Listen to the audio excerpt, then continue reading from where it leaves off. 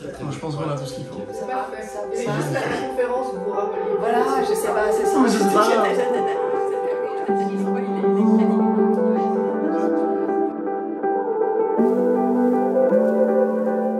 Alors je représente la ville dans le comité de métiers d'art Genève pour à la fois son rôle historique et puis aussi pour tout son apport dans le domaine des métiers d'art de la culture, du domaine culturel. En fait, c'est comme ça que les GEMA ont démarré en Suisse.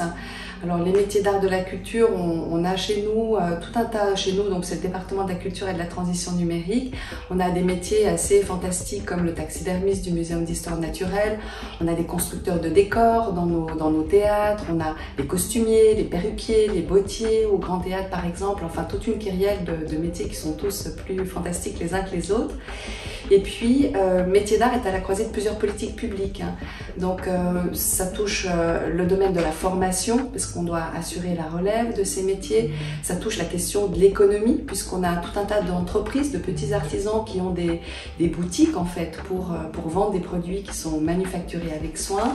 Et puis, la préservation du patrimoine et la restauration aussi du patrimoine, qu'il soit bâti ou naturel.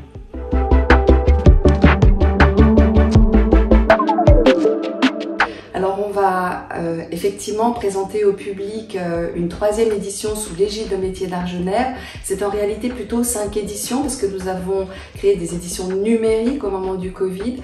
Alors c'est un événement qui est très fédérateur, qui nous permet de montrer les savoir-faire des artisans d'art au public à travers des démonstrations, des conférences, des ateliers d'initiation.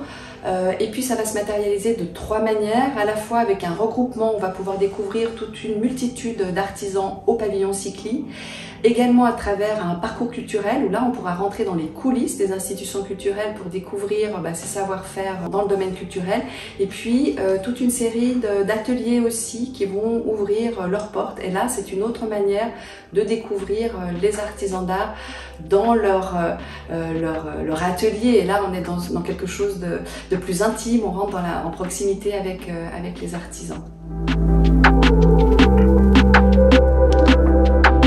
Alors on a besoin d'assurer une relève parce qu'on a des métiers qui risquent de disparaître si on ne s'en préoccupe pas, donc il faut susciter des vocations.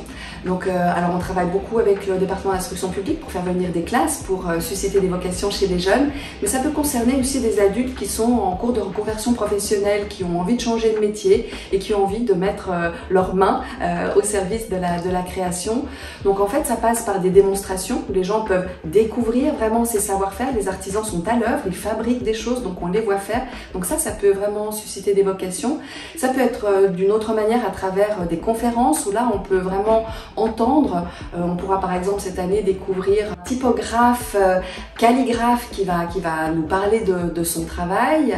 On pourra découvrir la cristallerie de Saint-Louis en France qui fabrique aussi des choses assez extraordinaires. Donc ça peut être aussi de nature à fabriquer des vocations, à susciter des vocations plutôt, et aussi de participer à des ateliers d'initiation.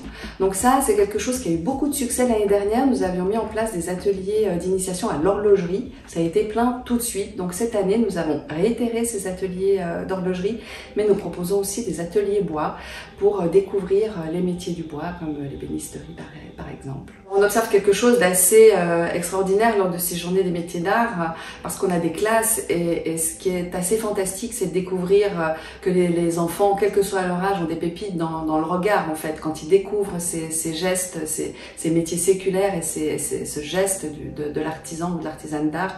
C'est vraiment extrêmement fantastique de pouvoir observer ça. Le 22, 23 et 24 mars prochain, donc comme je disais dans trois lieux Cycli, dans la ville, dans les ateliers, dans le canton et dans les lieux culturels.